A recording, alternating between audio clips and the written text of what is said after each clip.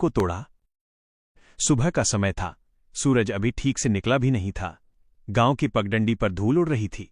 एक पुराना ट्रैक्टर जिस पर ईख लदी हुई थी धीरे धीरे सड़क की ओर बढ़ रहा था। ट्रैक्टर पर बैठी थी ललिता देवी, साधारण सूती साड़ी, सिर पर पल्लू, चेहरे पर उम्र की लकीरें और आंखों में चिंता।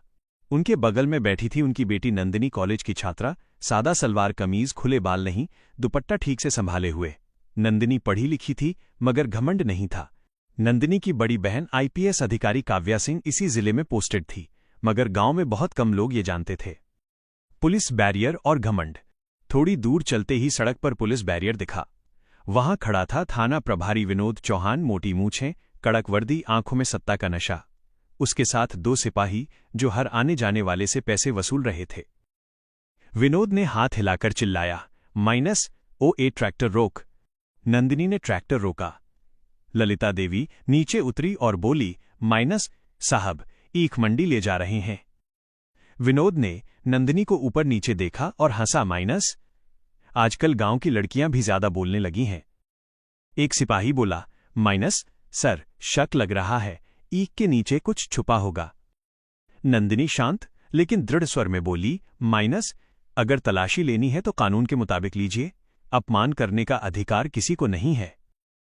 पहला थप्पड़। ये सुनते ही विनोद चौहान का घमंड भड़क उठा। अबे, हमें कानून सिखाएगी? उसने कागज लिए और बिना देखे फाड़ दिए। नंदिनी घबरा गई। ये हमारे असली कागज थे। थप्पाक। सड़क गूंज उठी। विनोद का हाथ नंदिनी के चेहरे पर पड़ा। ललिता देवी चीख पड़ी, मेरी बेटी को क्यों मारा? विनोद ने धक्का दिया, चुप बुढ़िया। भीड़ जमा थी, पर कोई कुछ नहीं बोला। थाने की काली रात। मां बेटी को जीप में डालकर थाने ले जाया गया। लॉकअप की बदबू, अंधेरा और डर। ललिता देवी को सांस की बीमारी थी, दम घुटने लगा। नंदिनी चिल्लाई, मेरी मां को डॉक्टर चाहिए। विनोद हंसा, मर गई तो मर गई, गरीब की जान की क्या कीमत। नंदिनी का सब्र टूट गया। उसने विनोद को थप्पड़ मार दिया। अब विनोद हैवान बन चुका था। बेटी की चीखें, मां की बेहोशी। नंदिनी को अलग कमरे में बंद कर दिया गया। ललिता देवी लॉकअप में तड़पती रही। धीरे धीरे उनकी आवाज कमजोर होती गई और फिर बेहोशी। विनोद ने देखा और बोला, लगता है टपक गई। उसने सिपाहियों से कहा, उठाकर ठिकाने लगा दो। बाहर उठता तूफान। उधर आईपीएस काव्या सिंह लगातार फोन कर रही थी। फोन बंद। दिल घबराया। वो सीधे थाने पहुंची।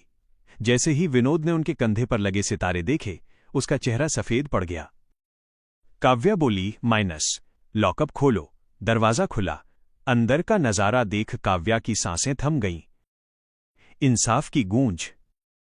काव्या गर्जी, वर्दी पहनकर अगर राक्षस बनोगे तो यही वर्दी तुम्हारी सजा बनेगी।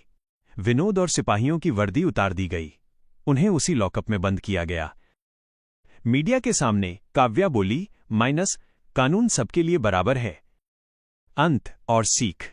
ललिता देवी को अस्पताल पहुंचाया गया।